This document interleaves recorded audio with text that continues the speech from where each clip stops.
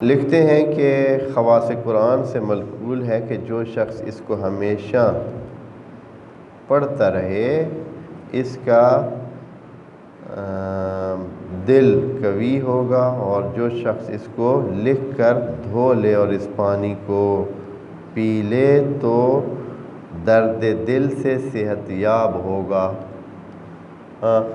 بعض لوگ ہوتے ہیں وہ قرآنی علاج کے سلسلے میں کوشش کرتے ہیں، تو یہاں یہ لکھا ہے کہ اگر کسی کے دل میں درد ہو، اب یہ جو درد دل ہے اس کا اصل میں بعض اوقات جو معدے کا درد ہوتا ہے اس کو بھی دل کا درد شمار کرتے ہیں۔ لوگ کہتے ہیں کہ میرے دل میں درد ہے،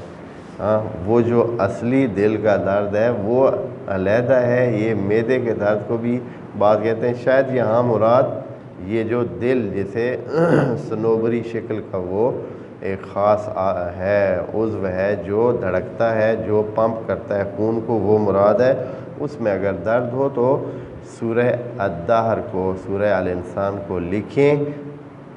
کسی خاص مواد سے لکھیں جو پینے کے قابل ہو، پلیٹ پر لکھ لیں اور پھر پلیٹ کو دھو کر اس کو پی لیں، انشاءاللہ افاقہ ہوگا۔